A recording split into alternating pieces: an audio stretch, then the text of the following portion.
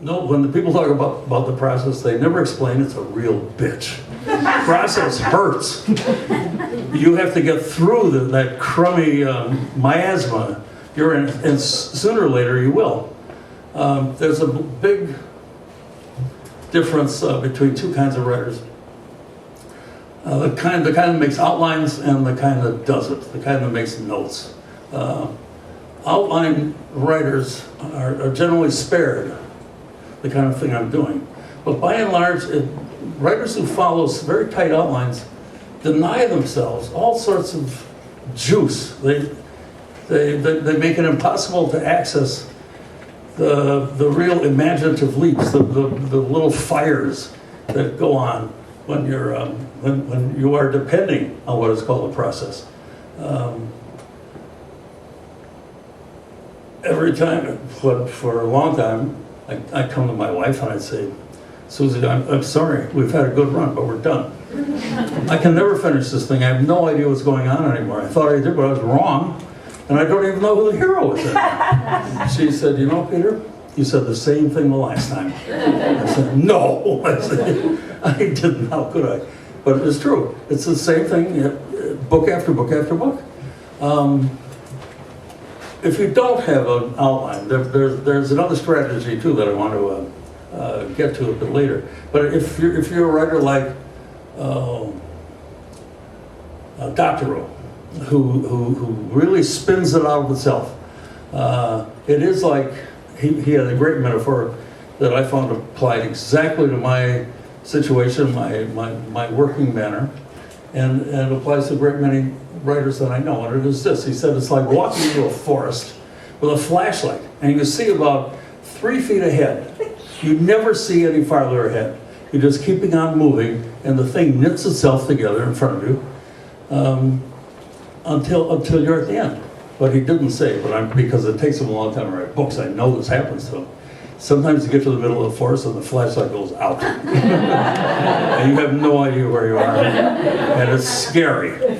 There's nothing scarier than thinking your talent, previously rather reliable entity, has gone west. It's going to visit the writer next door, like the bloody muse.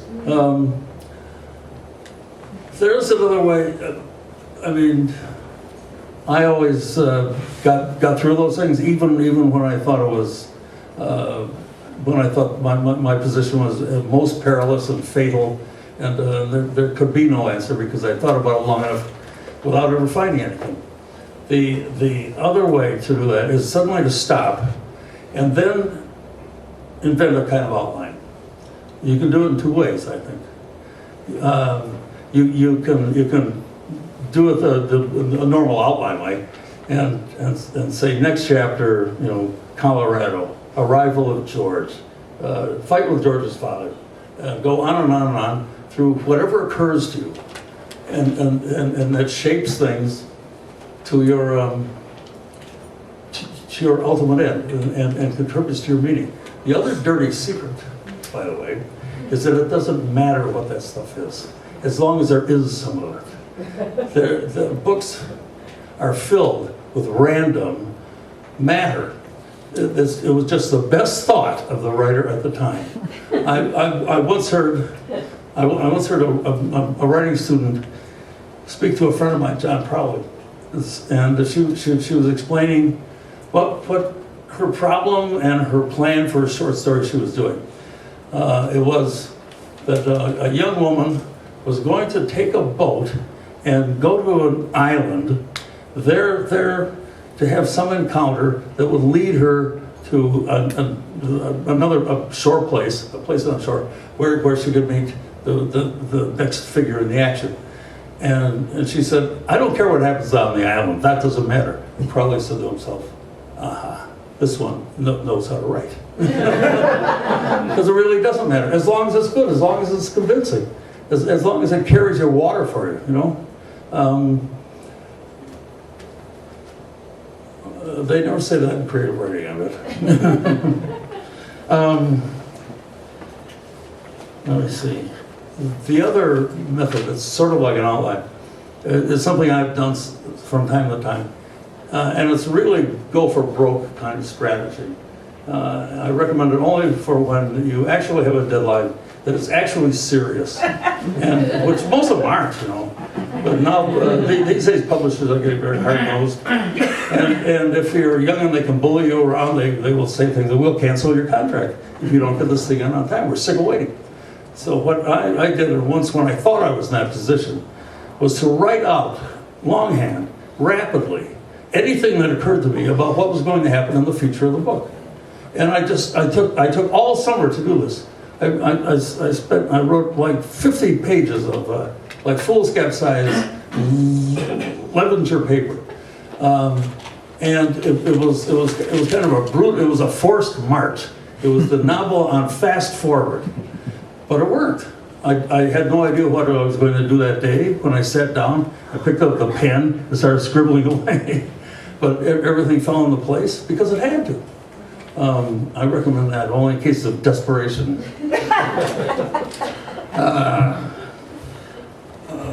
Part of craft, I suppose, part of actual craft is a matter of point of view.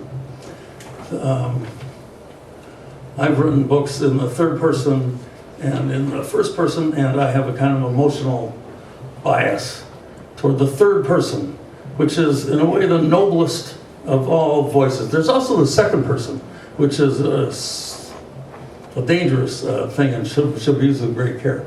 Or not used at all. Really. South American writers are allowed to write "you are." You'll find yourself. I once began a novel with "you" things, and I felt very brave. But then I abandoned it after a little while. The third person is godlike. You have access to everybody's mind. You can see what everybody's doing. If you have a big cast, you can look at different parts of the city, different parts of the forest, and see what they are all up to, and you can just simply write it down and tell your readers what all these people are doing, and tell your reader what they're thinking about what they're doing. You can also tell the reader what you think about what they think they're doing.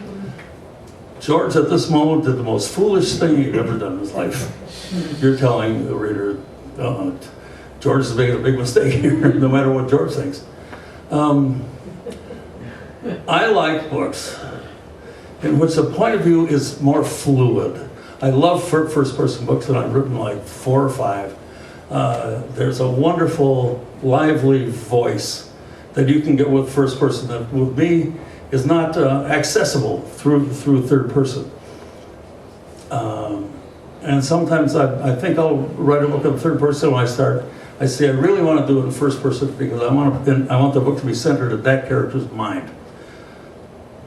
However, even better than either of those two is the method that moves from one point of view to another. You have a long description of some action, a shipwreck, a garden party. And then in the next chapter, you have some character's letter or diary entry or blog about that very event. And then you could have other characters reacting to that. I'm very fond of narratives that keep things spinning around that way and move from one mind, one mode to another. I think it adds liveliness and it adds a certain sense of inbuilt indeterminacy, of uncertainty, of questioning to matters. The point of view everybody likes now is a third person that cheats. It's really a disguised first person. George Abbott sat in a chair at his club, watching the stupid waiter hand out the usual boring peanuts. That's not third person, really. That's I don't know what there's a name for that, but I can't remember what it is. It is really useful, I assure you. And should you get in the fiction business, I recommend it very highly. You just have to be careful and know what you're doing. Knowing what you're doing is coming up to the last kind of thing I have in mind. I've discovered that when I run aground like that, or if I'm just moving forward in a kind of untroubled way, what really works for me is always related to something I'd written earlier.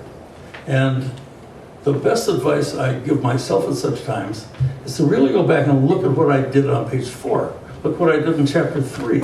Because there's a reason those things happen. They seemed random. And at the time when you wrote them, they may be random. But as you go along, they're determinative.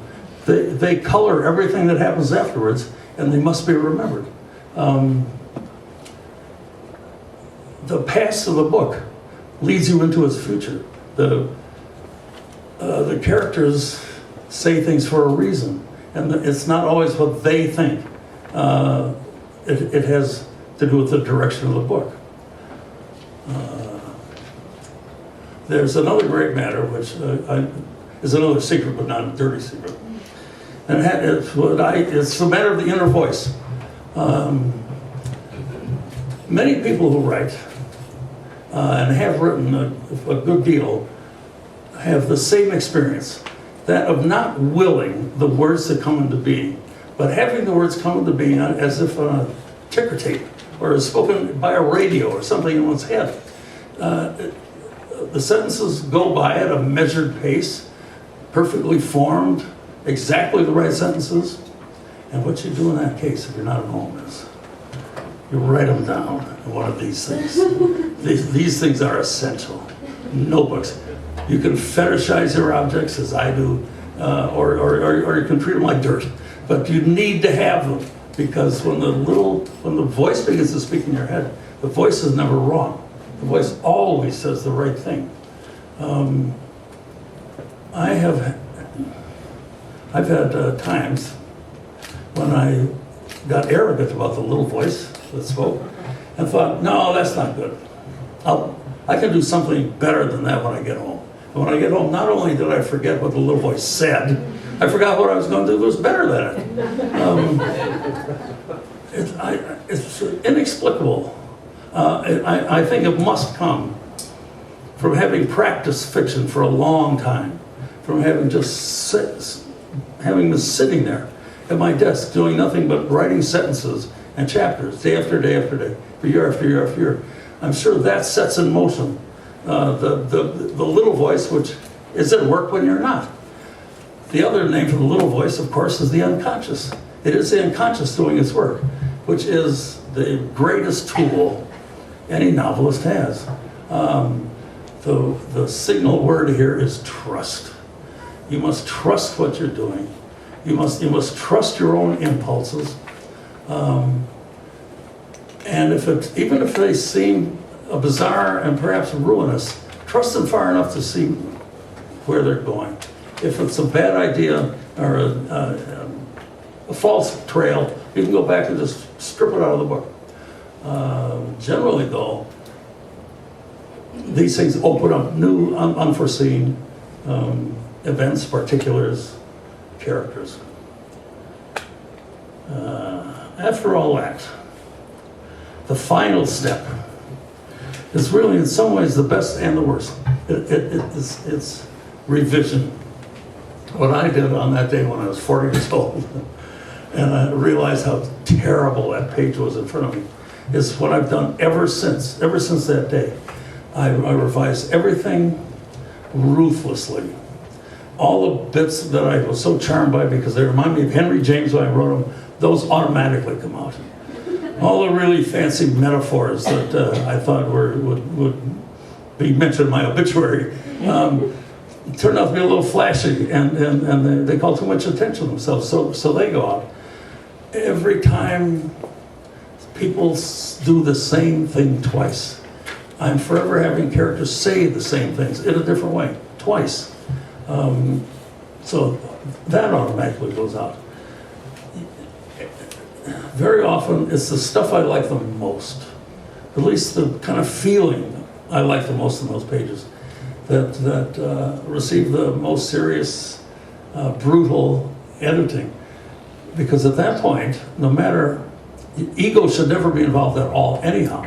But at that point, ego is really not involved.